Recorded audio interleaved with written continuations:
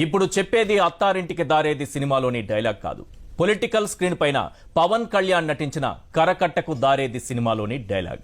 అది రైల్వే స్టేషన్లో అత్తతో చెప్పిన డైలాగ్. ఇది ఢిల్లీలో బీజేపీ పెద్దల ముందు పవన్ చెప్పినటువంటి డైలాగ్. సార్, చంద్రబాబు చేయి పట్టుకునే రాజకీయంగా పెరిగాను. ఈ రోజు ఆయన అడిగారనే ఢిల్లీలో మీ బీజేపీ కార్యాలయం గుమ్మం దగ్గర నిలబడ్డాను. అర్ధరాత్రి నేను డోర్ కొట్టాను. మీరొచ్చి కరకట్టలో బాబు గారి ఇంటి డోర్ తీయలేరా? జీవితంలో ప్రతి సమస్య మనిషికి రెండు దారులు ఇస్తుంది. ఒకటి పొత్తుతో ఉన్నది, రెండు ప్యాకేజీతో ఉన్నది. నేను రెండోది ఎంచుకున్నాను, మీరు మొదటి దానిని సెలెక్ట్ చేసుకున్నారు. ఒక్కసారి నా దారిలోకి వచ్చి చూడండి సార్. బాబు మిమ్మల్ని ఎందుకు వదిలేశాడో తెలియదు. ఆయన్ను మీరు ఎందుకు క్షమించరో అర్థం కాదు. చాలా కోపంగా ఉండేది సార్. బాబు కోసం కంటికి కనబడని శత్రువుతో బయటకు కనిపించని యుద్ధం చేస్తున్నట్టుంది సార్.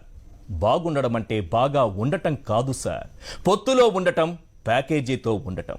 అందుకే మనం ఎంతలా కలిసున్నా బాబు లేని లోటు అలాగే ఉండిపోయింది సార్. ఇప్పటికీ మనసులో ఒక గది, ఇంట్లో మరో గది. నేను సంపాదించిన ప్యాకేజీలోని ప్రతి రూపాయిలో ఓ పావలా ఆయన కోసం అలాగే ఉంచాను సార్. మీరు ఒక్క మాట చెప్పండి, బాబుకు కష్టం రాకుండా కరకట్ట మీద కాపలా కాస్తా. ఎప్పుడో 2019లో జరిగిన తప్పుకు ఇప్పటికీ ప్రతిరోజు బాబు తరపున మీకు సారీ చెబుతూనే ఉన్నాను సార్.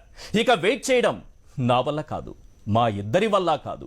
కుదిరితే నా మాట మన్నించండి, వీలైతే బాబును క్షమించండి. కానీ మేమిద్దరం తండ్రి కొడుకుల్లా కలిసే ఉన్నామని దయచేసి గుర్తించండి.